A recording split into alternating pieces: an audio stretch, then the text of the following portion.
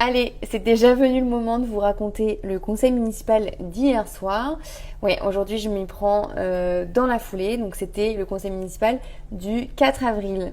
Un conseil municipal qui a été assez long, on a fini vers 1h30 je crois, mais quand même plus court que d'habitude puisque c'était quand même un gros conseil municipal. Les conseils municipaux du mois d'avril, c'est toujours le vote du budget, donc c'est quand même assez conséquent. On avait une vingtaine de points à l'ordre du jour et moi je vais vous parler de 4 points: le compte administratif, le budget primitif pour 2024, le vote de la fiscalité et le contrat conclu quartier prioritaire 2030 pour le quartier des Blagies.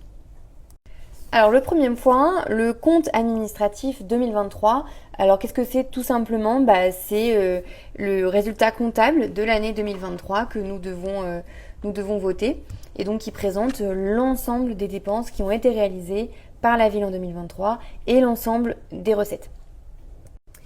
Alors pour vous donner un ordre de grandeur de ce compte administratif, c'est divisé en deux, le fonctionnement et l'investissement. Donc le fonctionnement, c'est vraiment la gestion courante de la ville, payer les salaires, payer les fluides, l'énergie, alors que l'investissement, ça va être les travaux, réaliser une place, rénover une école. Voilà, donc il y a ces deux postes. Et côté fonctionnement, du coup, les recettes de fonctionnement sont à autour de 45 millions d'euros, les dépenses de fonctionnement 41 millions d'euros, les recettes d'investissement c'est 6 millions d'euros et les dépenses d'investissement 10 millions d'euros. Voilà un peu pour que vous ayez en tête l'ordre de grandeur. Donc comment ça se passe? L'adjoint en finance présente son compte administratif et ensuite vient la partie questions et observations de l'opposition où là c'est vraiment un rôle assez politique où on vient critiquer en fait les choix de gestion qui ont été faits.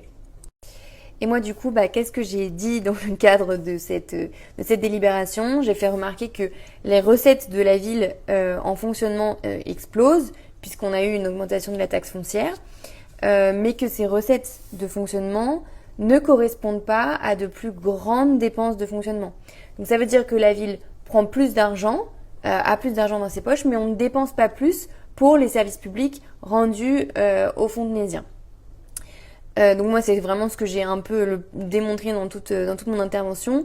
Ce côté, voilà, on a plus d'argent, rendons plus de services. C'est la logique de l'impôt, on paye un impôt, c'est pour avoir des services.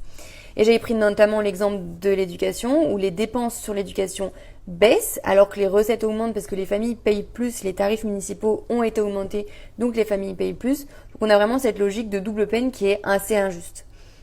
Je disais aussi qu'il y a de moins en moins de transparence dans ce rapport, où il y a en fait très peu de chiffres derrière les actions qui sont... C'est un peu ce que je disais la dernière fois, quand on cite une action sans donner de montant derrière, surtout quand on est sur des délibérations financières comme celle-ci, pour moi c'est juste des belles paroles. Il faut mettre la ligne budgétaire qui va en face. Voilà. Et globalement, de tout ça, moi ce qui me dérange beaucoup, c'est que la majorité et le maire dit que voilà, la ville est du coup bien gérée. Alors pour moi, c'est pas du tout une démonstration de bonne gestion. En fait, la ville est bien gérée parce que les Fontenaisiens payent plus. Donc non, la ville n'est pas bien gérée. Ça aurait été une ville bien gérée si on avait augmenté l'impôt pour donner plus de services. Les gens sont pas là pour payer toujours plus pour la même chose. C'est pas du tout une bonne gestion que de faire ça. Donc voilà un peu pour mon intervention sur le compte administratif. Pour le coup, là, c'est assez frustrant. Je trouve ça important d'essayer de simplifier au maximum les débats politiques et les questions politiques pour que tout le monde puisse se les approprier. Mais pour le coup, là, ça fait vraiment raccourci de vous donner mon intervention comme ça en 2-3 mots. On a l'impression que voilà, je coupe un peu, alors que c'est une démonstration un peu plus poussée. Mais bon, c'est le jeu de ces réseaux sociaux. Alors ensuite, on a le vote sur le taux de fiscalité pour 2024. Rapidement, qu'est-ce que c'est? La fiscalité, qu'est-ce qui reste aux mains des communes? Il n'y a plus que la taxe foncière sur les propriétés bâties et non bâties. Donc c'est les propriétaires qui payent une taxe sur la propriété qu'ils ont sur la ville. Cette taxe foncière, elle a été augmentée en 2023 par la majorité et donc cette taxe foncière maintenant, elle s'élève à 33,8%. Ce qu'il faut savoir, c'est que ce taux de 33,8%, on l'applique à une base qui est déterminée par l'État. Et cette base a été augmentée pour 2024 de 3,9% par l'État. Et donc moi, ce que je disais, c'est que déjà, je critiquais le fait d'avoir augmenté l'impôt pour ne rien faire, pour résumer. Mais en plus, là, on continue à avoir l'impôt aussi élevé, alors qu'on aurait pu le baisser d'autant de ce qu'il a augmenté. Puisqu'au final, on aurait baissé le taux pour rendre équivalent à l'augmentation des bases, on n'aurait pas perdu d'argent et les Fontenaisiens auraient payé un peu moins. Ensuite, le gros du conseil municipal, le vote sur le budget. Donc le budget 2024, donc qu'est-ce qui va être dépensé en 2024. Là, ça va être très compliqué de vous résumer l'intervention parce que c'est quand même assez long. En plus, c'était une intervention qu'on s'était répartie avec les autres élus de l'opposition pour pas se répéter, que chacun puisse prendre la parole et bien développer chacun des points. Donc là-dessus, je vous invite plutôt à reprendre ma vidéo d'avant où on avait eu le débat d'orientation budgétaire. Donc en fait, c'est vraiment le débat politique pour savoir quels sont les grands axes qui vont être déterminés sur le budget qui est voté par la suite. Je pense que c'est le plus simple. Et comme d'habitude, si vous avez des questions sur le budget, n'hésitez pas. Simplement quand même vous donner les chiffres. Un budget en fonctionnement à 48 millions d'euros et un budget en investissement pour 2024 à 15 millions d'euros. Et enfin, on en arrive à la dernière délibération dont je voulais vous parler, qui est donc le contrat Engagement Quartier 2030. Donc en fait, c'est le nouveau nom pour ce qui était le programme Quartier prioritaire de la ville. Donc c'est un contrat entre l'État et 4 communes. Je crois que je vous en ai déjà parlé, Fontenay, Bourg-la-Reine, Bagneux et Sceaux.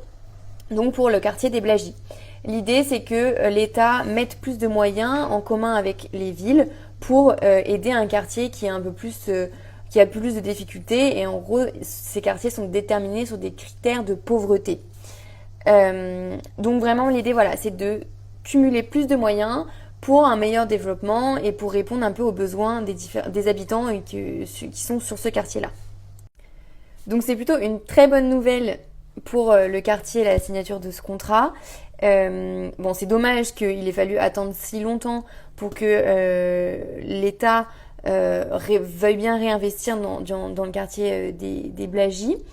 L'idée, voilà, c'est que là, c'est le contrat qui a été présenté, c'est vraiment la partie signature d'un contrat entre l'État et des communes. Il y a peu de choses encore très pratiques. Ce qui sera plus intéressant, c'est que dans les prochains conseils municipaux, nous devrions avoir les différentes fiches actions. Donc là, c'est vraiment chaque commune qui va écrire ses fiches actions et qui va s'engager sur les choses à faire sur le quartier des Blagies.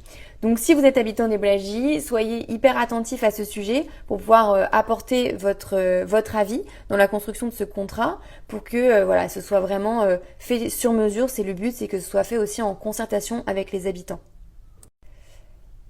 Ce qui nous amène du coup à la dernière partie du conseil municipal. Maintenant, vous êtes habitués, c'est la partie des vœux et des questions. Alors moi, j'ai posé une question sur le financement de l'école privée par la ville pour avoir en fait les chiffres de financement parce qu'on ne les connaît pas, il n'y a aucune transparence sur ces éléments-là.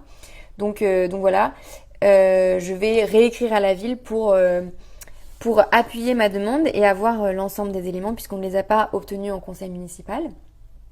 Ensuite, Maxime Messier a déposé un vœu pour la mise en place d'un congé menstruel pour les agents de la ville de Fontenay-aux-Roses, ce que la majorité a refusé en arguant de différents arguments plus ou moins recevables les uns que les autres. Et un vœu de Astrid Brobecker sur la gestion des expulsions maintenant que nous sommes à la fin de la trêve hivernale. Voilà, j'en ai fini pour ce conseil municipal, le prochain en juin. L'ambiance du conseil n'était pas très bonne. Voilà, le maire s'est assez vite énervé. Encore une fois, certains élus se permettent des comportements qui sont, voilà, moi je trouve irrespectueux dans leur façon de parler, tout ça parce qu'ils se pensent, je sais pas, plus en compétence peut-être, mais bon, voilà, donc c'est des remarques que j'ai pu faire. Mais écoutez, on s'accommode et puis bah ça fait partie pas du jeu parce que je pense justement que tout le monde pourrait bien se comporter et les choses se feraient mieux. Mais bon voilà, pour l'instant ça fait partie, on va dire, du folklore et voilà. Écoutez, n'hésitez pas si vous avez des questions comme d'habitude. Je prends toujours vos avis sur ces vidéos et puis bah à très vite.